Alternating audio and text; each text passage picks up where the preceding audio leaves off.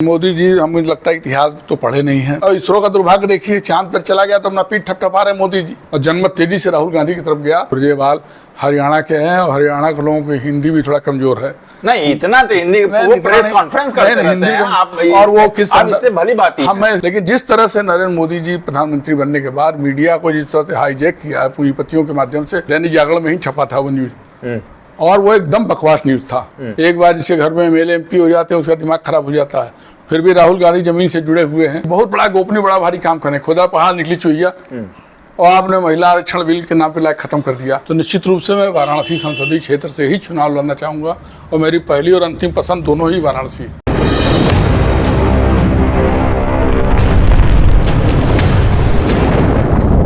अभी हमारे साथ वरिष्ठ नेता अनिल उपाध्याय जी मौजूद हैं, जो पूर्व में कई पदों पर मौजूद रहे हैं और विद्यापीठ में भी प्रोफेसर के पद पर रहे हैं और छात्र संघ भी रहे हैं। और आपको बता दें कि कांग्रेस में करीब लंबा समय ये सफ़र कर चुके हैं। तो सर, आपका हमारे चैनल में बहुत बहुत स्वागत है। तो 2024 अब आने वाला है, क्या लगता है कि कांग्रेस इस बार अपना गेंद खेल पाएगी? देखिए, परिवर्तन प्रकृति का नियम है।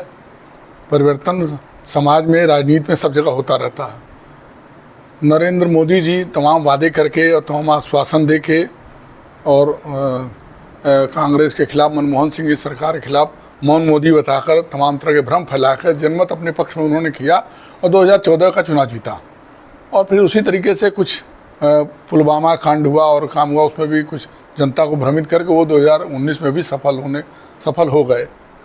लेकिन उसके बाद जनता जो सोचती थी कि सेकेंड टर्म में शायद बहुत सा काम करेंगे, 2 करोड़ रोजगार मिलेगा, 15 लाख जो उन्होंने खाता में आने के लिए कहा था वो 15 लाख भी आएगा, और इसके अलावा हमारा विकास होगा चतुर्मुखी। न तो 2 करोड़ रोजगार हर साल आया जो उन्होंने कहा था, और न ही 15 लाख जो खाते में, हर एक के खाते में उन्होंने कहा 15-20 लाख तो वैसे ही आ जाएंगे सबके खाते में, वो भी नहीं आया। और अन्य भी जो वादे किए थे वो एक तरीके जुमला ही साबित हुए। बनारस की जनता, खास तौर से मैं कहना चाहूँगा, बनारस जनता और हम लोग भी उम्मीद लगाए थे कि नरेंद्र दामोदर दास मोदी जी यहाँ के सांसद हैं और प्रधानमंत्री बन गए हैं तो निश्चित रूप से बनारस का चतुर्मुखी विकास होगा। यहाँ हम लोग उम्मीद कर रहे थे कि ये हब सिटी बनेगा, IT हब बनेगा और यहाँ इंडस्ट्री लगेगी।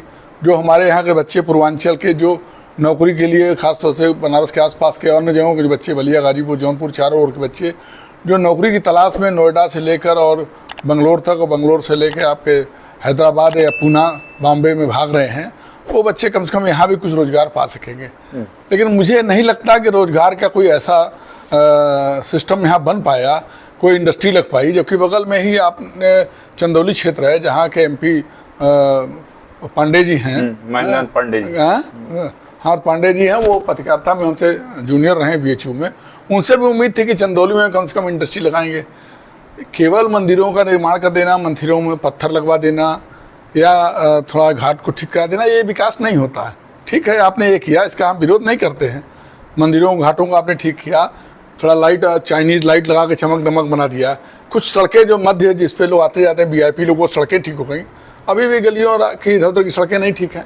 तो मानते हैं ना कि थोड़ा विकास का रास्ता, हाँ थोड़ा विकास तो हुआ, लेकिन ये उम्मीद इनसे नहीं थी। प्रधानमंत्री जैसे कैंडिडेट से हम उम्मीद करते थे कि बनारस का बहुत ज़्यादा विकास होगा। देखिए, भले ही अमेठी पे आपको जी बोलिए, राजीव गांधी थे, राहुल गांधी थे, लेकिन अमेठी का विकास हुआ, रायबरेली का इंदिरा गांधी ने विकास किया, बाद में सोनिया जी ने भी विकास किया। उस तरीके का विकास बनारस में नहीं हुआ। केवल मंदिर में घंटा हिलाने से या मंदिर ही निर्माण से विकास नहीं होता है। वो ठीक है, आप धार्मिक नगरी ही नहीं है बनारस, भारत स्पिरिचुअल नगरी भी है, आध्यात्मिक सिटी भी है। लोग अध्यात्म के लिए, शांति के लिए आते हैं यहाँ। विभिन्न धर्मों के लोग यहाँ थे, जैन धर्म के भी मानने वाले यहाँ थे, बौद्ध धर्म के मानने वाले थे, हिंदू धर्म के मानने वाले थे, सभी थे। तो सभी धर्मों को लेकर काशी चला है। काशी में सभी धर्मों को, सबको स्थान, दयानंद सरस्वती ने यहीं पे आके शास्त्रार्थ किया था।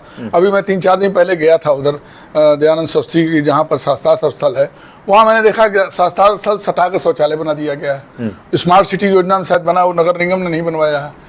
तो अगर स्मार्ट सिटी का मतलब यही है कि जहां हमारे इतने पूज्य व्यक्ति दयानंद सरस्वती ने शास्त्रार्थ किया था, उससे सजा के आप शौचालय बना दें, और जबकि बगल में ही 20-25 मीटर 30 मीटर पीछे ऑलरेडी सामुदायिक शौचालय बना हुआ है, तो दोबारा वहाँ बनाने की जरूरत नहीं। तो ये इस तरीके का विकास मॉडल, इसको हम लोग कहते हैं कि हप्पू मॉडल विकास। वो तो ये कह ही रहे हैं कि 70 सालों में कोई विकास नहीं हुआ, हमने जितना विकास कर दिया उन 70 सालों में विकास नहीं हुआ। मोदी जी, हमें लगता है इतिहास तो पढ़े नहीं हैं। अगर इतिहास पढ़े होते तो वो ये न बताते कि मोहन जो सिकंदर की सेना गंगा नदी तक आ गई थी, या वो तुलसीदास और कबीरदास और क्या नाम है गुरु गोविंद सिंह और गोरखनाथ सबको एक साथ बैठाते नहीं कि सब लोग एक साथ बैठ के बातें। तो उनको इतिहास भूगोल की मुझे लगता है कोई जानकारी नहीं है। अगर 70 वर्षों का इतिहास वास्तव में पढ़े होते, केवल कांग्रेस का इतिहास पढ़ लेते, तो मैं कह रहा हूँ तो उनकी आँख खुल जाती। भाखड़ा नंगल बांध पहली योजना में बना, हीराकुंड डैम बना, तमाम ये डैम जो बने, इसको नेहरू जी कहते थे कि आधुनिक मंदिर हैं। उसी समय तमाम IITs की स्थापना हुई। IITs के साथ साथ इसरो बना, जिस इसरो ने आज चांद पे भेजा है।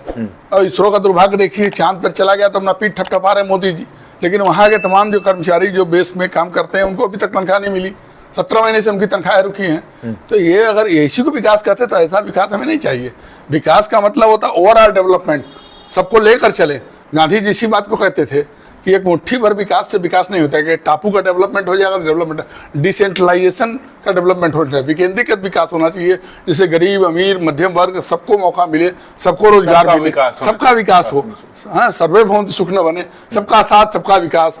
आप किसके साथ है इस पूरा दुनिया जान रही, राहुल जी उसको 10 बार कह चुके हैं कि अडानी अंबानी या कुछ और गुजरात के लोगों से व्यापारी बनियों को लेके बड़े पूंजीपतियों के अलावा आप किसी का विकास है, उन्हीं के साथ खाली रह रहे हो। उनका साथ आप बहुत दे चुके, कम से कम देश की जनता का भी साथ दीजिए। अच्छा सर, हम ये कहेंगे पिछले साल जो है राहुल गांधी पद यात्रा किए, तो इस बार भी अब गुजरात से कलकत्ता तक वो पद यात्रा करना चाह रहे हैं, और पिछले बार तमिलनाडु की जीत हासिल हुई। क्या लग रहा है कि इस बार यूपी की जीत से, बॉर्डर से होके जाएंगे तो यूपी भी हासिल कर पाएंगे? जो राहुल गांधी ने पदयात्रा शुरू की तो खासतौर से बीजेपी के सारे नेताओं ने उसको मजाक में लिया और उनका उपहास बढ़ाया। यहाँ तक लोगों ने झूठ फैलाया। स्मृति ईरानी ने भी शायद कहा, एक और किसी ने भी कहा कि वो विवेकानंद की प्रतिमा का उन्होंने बिना प्रणाम किए वो यात्रा शुरू की, जबकि ये भी झूठ था। विवेकानंद की प्रतिमा पर उन्होंने माल्या फूल पुष्पांजलि अर्पित करके तब उसके बाद निकले थे। तो ये तो झूठ फैलाव वाले लोग हैं। लेकिन जैसे जैसे यात्रा बढ़ी और 1 हफ्ते 10 दिन के बाद उसका प्रभाव दिखने लगा, और जब वो धीरे धीरे केरला होकर कर्नाटक में प्रवेश की, तब इन लोगों को समझ में आ गया कि ये पद यात्रा बड़ी खतरनाक है। और जनमत तेजी से राहुल गांधी की तरफ गया।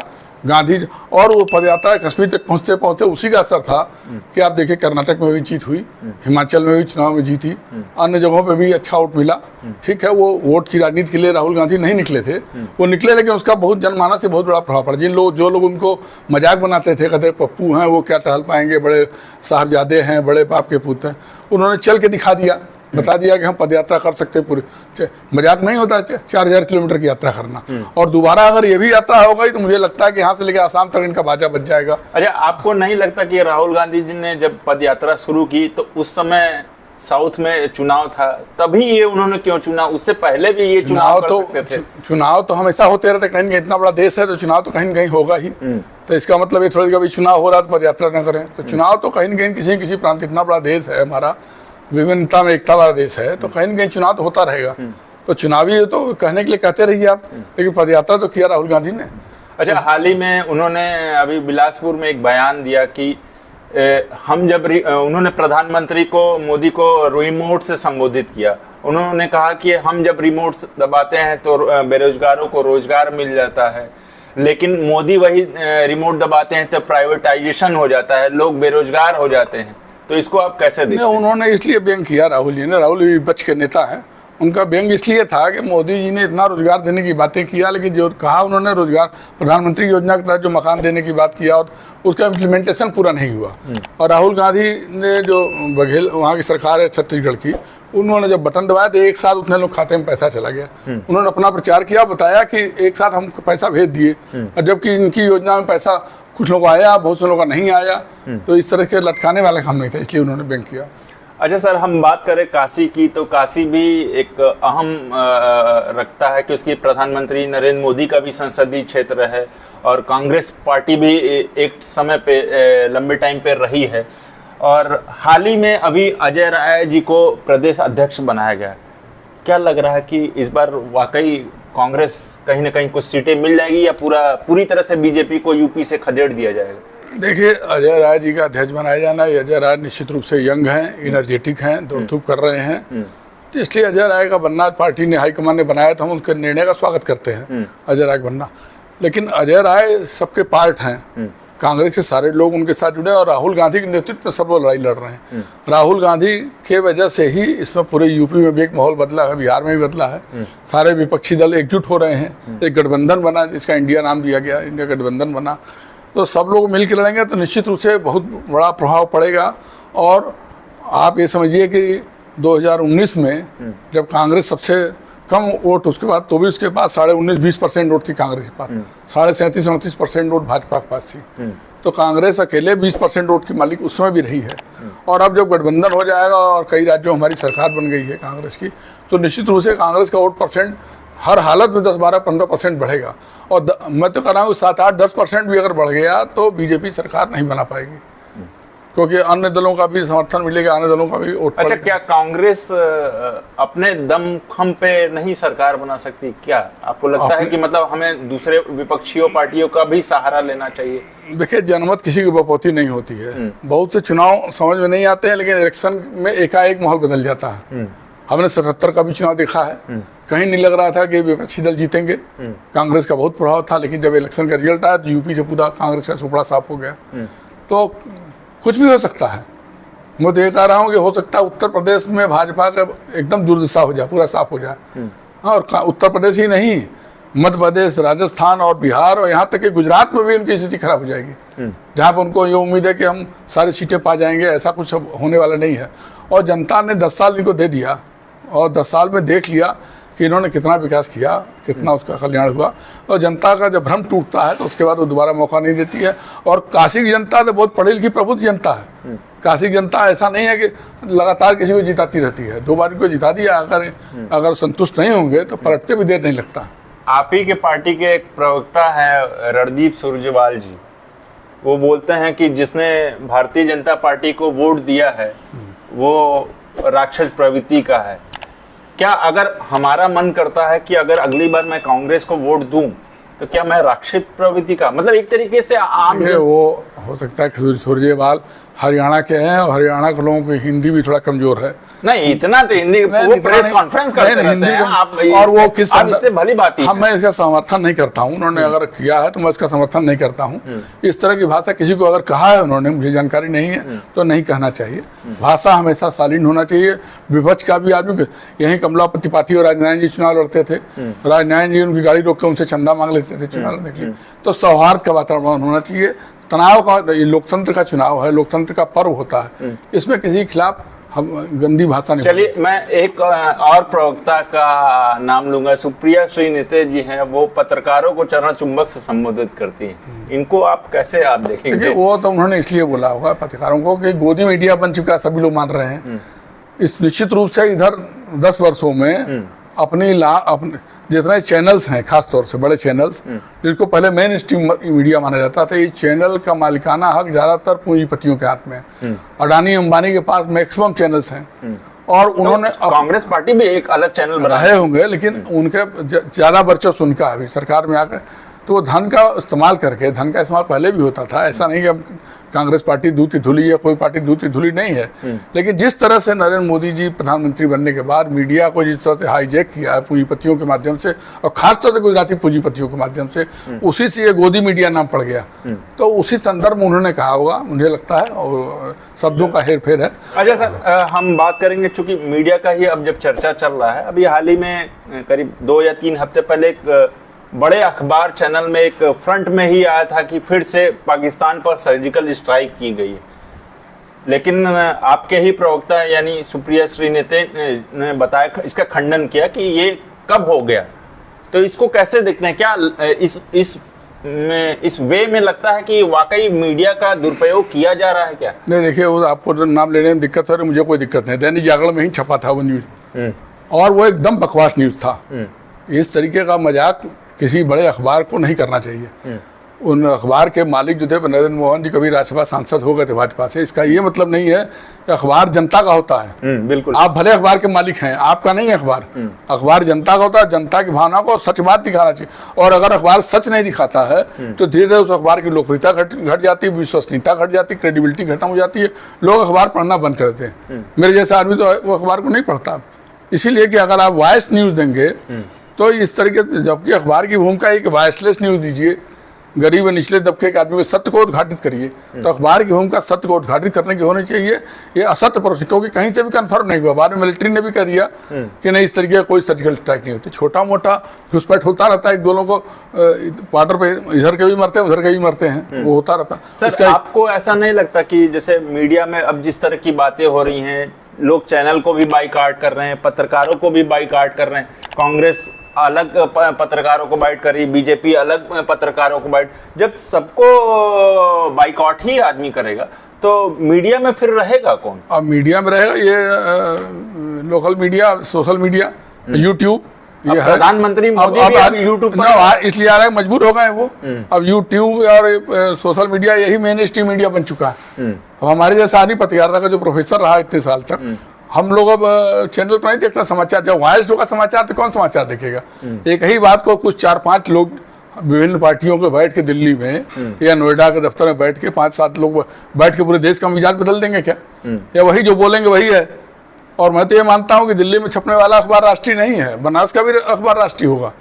गाजीपुर का छपने वाला राष्ट्रीय का मतलब क्या होता है? जो दिल्ली में छपे वो राष्ट्रीय है, या दिल्ली से जो चैनल चलेगा वो तो पूरे भारत के लिए। हाँ, वो हमारे पूर्वांचल में अगर कोई मीडिया यहाँ सक्रिय है या कोई अखबार यहाँ सक्रिय है, या हमारा माउथ मीडिया से हम प्रचार कर ले रहे हैं, या हमारे चैनल से प्रचार हो जा रहा है, या यूट्यूब से प्रचार हो रहा, तो हमारे वही मेन स्ट्रीम मीडिया, वही यूट्यूब और सोशल मीडिया ही आज मेन स्ट्रीम मीडिया बन चुका है। और अगर इन लोगों का यही हाल रहा तो निश्चित रूप से तमाम प्रबुद्ध वर्ग, तमाम लोग इनका बाइकाट कर देंगे, वास्तव में कर देंगे। अजय साहब, जब से प्रदेश अध्यक्ष अजय राय जी हुए हैं, तमाम पूरे यूपी में, और आप भी एकदम खम रखते हैं और आज भी रखते हैं, वो प्रदेश अध्यक्ष आप भी बन सकते थे। और आपके ही पार्टी में एक बड़े सांसद हैं, वो नाराज दिख रहे हैं, उन्होंने मीडिया में भी बाइट दी है, नाराजगी अपने जताई है।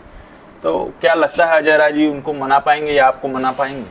देखिए, ऐसा है कि पार्टी ने को लगा होगा कि अजय राय ही बनेंगे तो ज्यादा पार्टी का हित होगा, इसलिए पार्टी ने बना दिया है। और कांग्रेस में बनाने के बाद वो सांसद जी दिल्ली दौड़ रहे होंगे दिल्ली, लेकिन अगर उन्होंने बाइक दिया है तो नहीं देना चाहिए, क्योंकि पार्टी में रहकर आप भले अपने पद के लिए कोशिश करिए, प्रयास करिए, लेकिन मीडिया पे आके अगर जिम्मेदार व्यक्ति हैं या पूर्व सांसद, तो उनको नहीं बोलना चाहिए। वो गैर राजनीतिक बयान एक तरह से कहा जाएगा, नॉन पॉलिटिकल स्टेप उनका।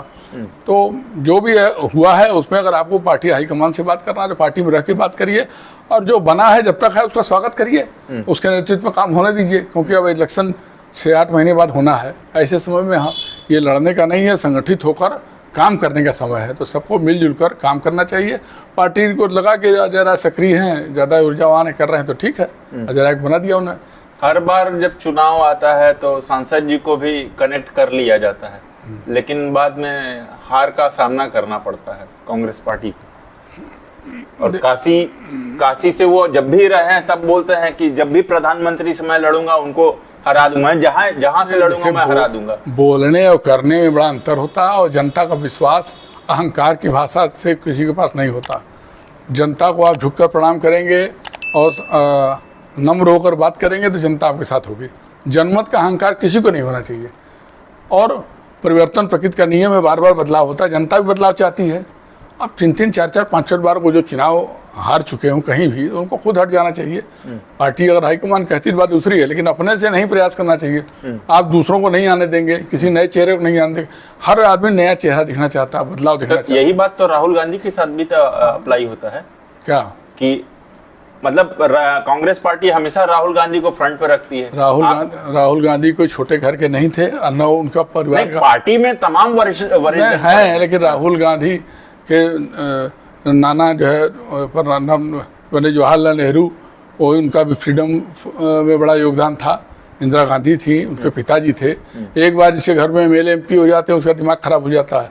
फिर भी राहुल गांधी जमीन से जुड़े हुए हैं, सबसे मिल रहे हैं और उन संपर्क कर रहे हैं। तो ऐसा नहीं है राहुल गांधी को एकाएक नहीं घुसा दिया गया है। आरएसएस से मोहर लग जाता तब लोग आते हैं। हाँ, सरसंघ चालक जब नागपुर से टिकट काटेंगे तब आपको टिकट मिलेगा। तो परिवारवाद तो आप भी कर रहे हैं। और मैं तो एक प्रश्न कर रहा हूँ कि आरएसएस का सरसंघ चालक केवल चित्पावन ब्राह्मण ही क्यों होता है? क्यों नहीं सरयू पारी ब्राह्मण, क्यों नहीं कानकुब्जी ब्राह्मण, क्यों नहीं सारस्वत ब्राह्मण, क्यों नहीं सनाड्य ब्राह्मण और को बनाते हैं? क्यों चित्पावन ब्राह्मण ही महाराष्ट्र का बनता है? मेरा ये प्रश्न है। उनको हटाइए सरसंघ चालक को। अपना तो आप हटाएंगे नहीं और उनको मोदी जी बोलेंगे साहबजादे और ये वो बैंक करेंगे। आप अपना देखिए, दिन भर में 5 बार सूट बदल रहे हैं। वो तो 400 रुपए का टी शर्ट पहन के और जीन्स पहन के घूम रहा है। आप तो कोई भी कपड़ा आपका लाखों से कम का है ही नहीं। और दिन में 5 बार कपड़ा पहना है तो विदेशी राष्ट्राध्यक्ष है तो आपने नाम लिखवा के सूट नीलाम कराया। यही राहुल गांधी जी, देखिए प्रधानमंत्री पद की एक गरिमा होती है। तो अगर आप फटे हुए कपड़े पहनेंगे तो उसमें बाहर के देशों में बदनामी होगी, भारत देश की बदनामी होगी। देखिए, अब आपने चर्चा किया प्रधानमंत्री का, तो इस देश में जवाहरलाल लाल बहादुर शास्त्री प्रधानमंत्री थे। उनके पास शेरवानी नहीं था। नेहरू जी ने अपनी शेरवानी दिया पहनने के लिए। वो अंदर से फटा हुआ पहन के सिला करके चले जाते थे।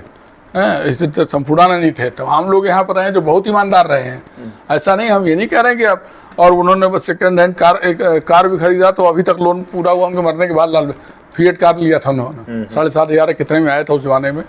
तो उसके 7,500 लोन लिए थे, तो लोन उनके बाद में जमा होता रहा। तो वो बातें ऐसा नहीं है कि बहुत ईमानदार लोग रहे हैं। कपड़ा पहनने से ही कोई बड़ा आदमी होता है। खादी का सादा कपड़ा भी पहना सकता है, लेकिन वो खादी खाली बोलते हैं, कहते हैं खादी का रुमाल भी खरीद दीजिए। हम लोग तो हमेशा खादी कपड़ा खरीदते रहे, पहनते रहे।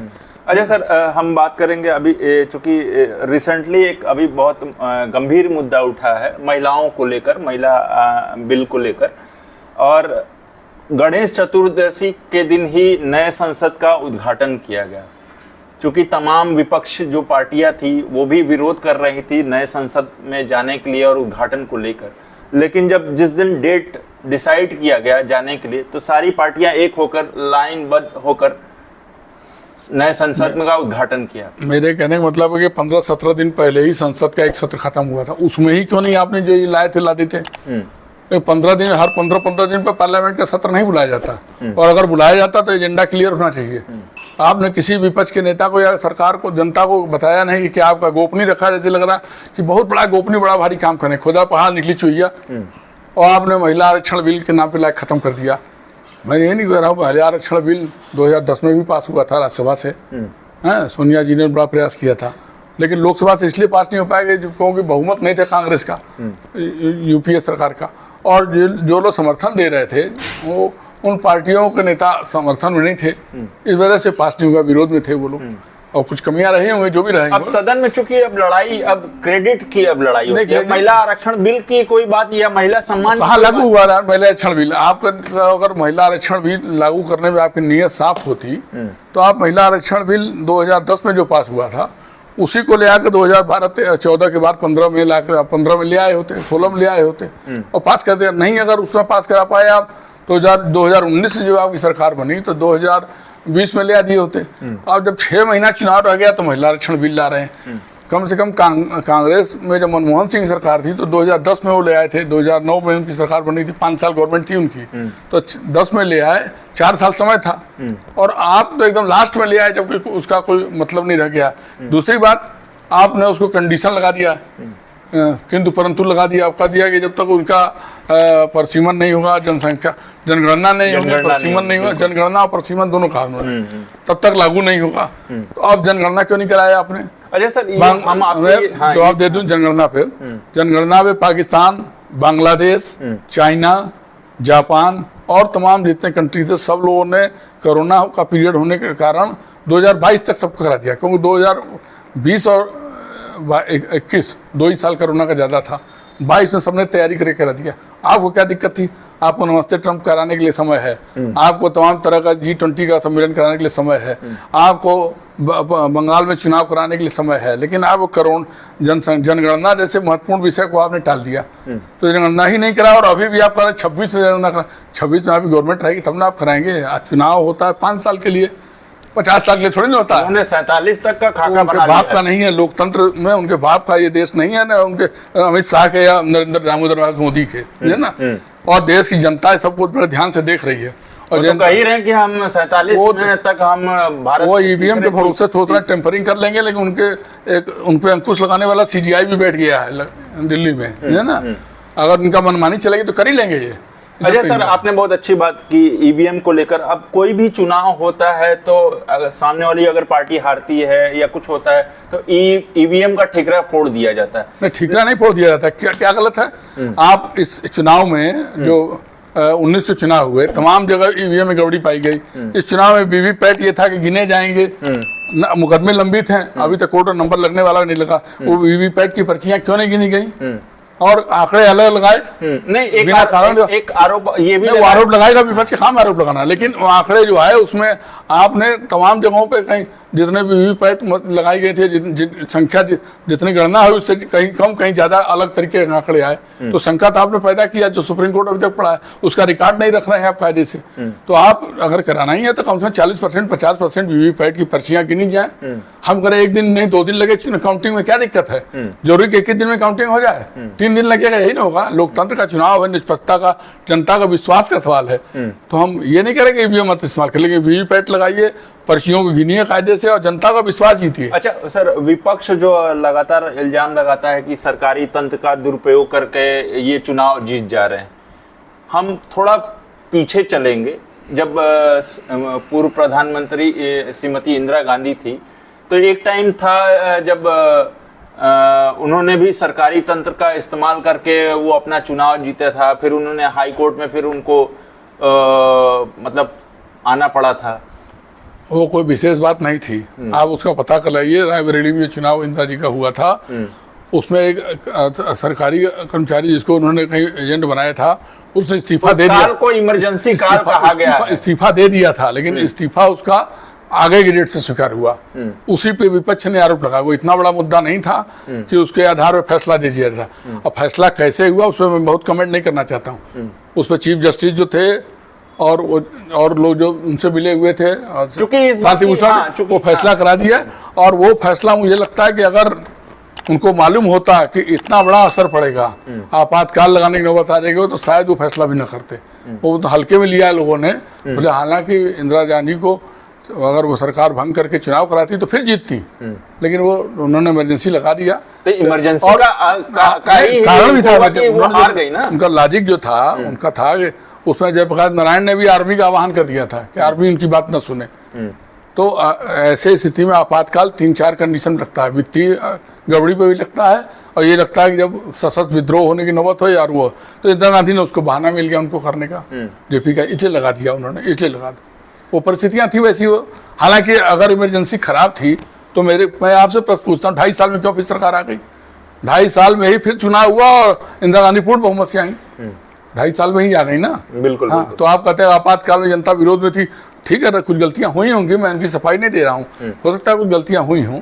और मैंने आपसे ये चर्चा की सरकारी अधिकारी जो लाल फीताशाही है, वो तो जो सरकार रहती उसकी चट करता। नसबंदी जैसा कार्यक्रम बहुत अच्छा था, लेकिन नसबंदी के नाम पर उन्होंने कुछ यंग लोगों का भी नसबंदी कर दिया, गलत जबरदस्ती भी कर दिया। उसी तरीके से आज भी जो सरकार है वो सरकारी अधिकारी जो हैं लाल फीताशाही करने वाले और चाटुकारिता करने वाले, नरेंद्र मोदी से बढ़ के आगे चाटो काम कर देंगे। भले उसका दुष्प्रभाव पड़े बाद में। अब आप ये बताइए, कहने का मतलब है कुल मिला के जनता का ही हरासमेंट। मेरा ये कहने का मतलब है कि अभी बनारस में मोदी जब आते हैं, ये प्राइमरी स्कूल के जितने टीचर हैं उनको दीप प्रज्वलन के लिए भेज दिया जाता है।